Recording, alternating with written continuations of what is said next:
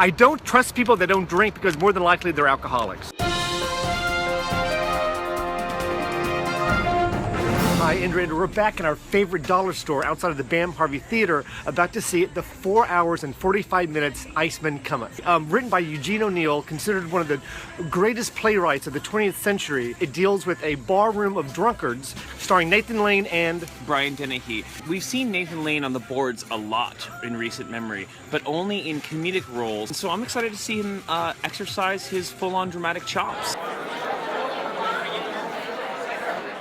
There's a lot of exposition in the first act, a lot. Yeah, but do you think it's gonna go anywhere? Yes, of course it's gonna go somewhere. So far, we've been treated to an hour and a half of a bunch of drunken losers sitting around a bar talking about their pipe dreams of tomorrow. The ex-captain of the ship, there's the ex-carny worker, there's the ex-communist. I can identify with these people. The lost hope of socialism, the lost hope. Finally, at the end of the act, Nathan Lane comes in. He's offering salvation to basically corpses. Here's the thing. They shouldn't call it the Iceman Cometh. They should call it Mr. Lane Makes It Raineth, because he comes in and throws a big wad of cash in the air, makes it rain in the club.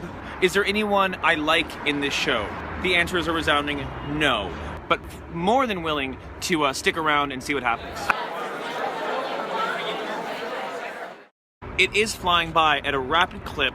The lighting is a character, not just illuminating characters on stage, but also illuminating certain key moments and emotional peaks and valleys. The bartender's name is Hope, but the real Hope in this show is Nathan Lane. He comes in wearing a crisp white shirt and a crisp white flower, which almost makes him angelic, as though he was sent from heaven to help these drunkards. Yeah, I mean, ideologically, it's not that he's saving them from alcoholism, he's saving them from the root of their alcoholism. Themselves. This is brilliantly written. There's so many layers and there's so many metaphors. Although the first act moved at a glacial pace, I do feel as though the proverbial Iceman is just around the corner.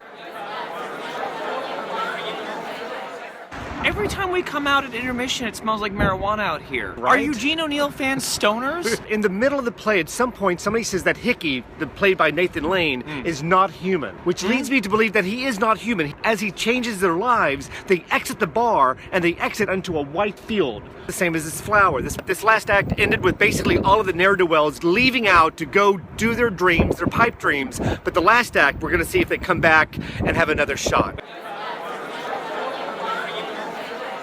Here's the show in a nutshell. It starts off as train spotting. A small group of misanthropes willfully avoid responsibility and society at large by reducing their entire worldview to one simple goal: getting wasted. A music man slash auntie main character comes in spouting some sort of like proto self-help nonsense and turns out to just be straight up nihilism. Right. And what happens is that everybody returns to their old behavior. The last act opens up with a white light as a window, which is another symbol of the white light so far up that nobody can attain it. John Douglas Thompson, for me, stole the show, and he actually got applause at this amazing mid-act. It's this huge political tirade about racism in America. You're saying tirade. I don't think that you're using the right word. As much as I enjoyed Nathan Lane's performance, I felt as though at times he slipped into just doing Nathan Lane. Yeah. It was a pleasure to see him get red in the face. I have to say a green light. It's not every day you get to see this caliber of play with this caliber of cast. I'm gonna go with a yellow light. The unanimous standing ovation in the house was people applauding themselves.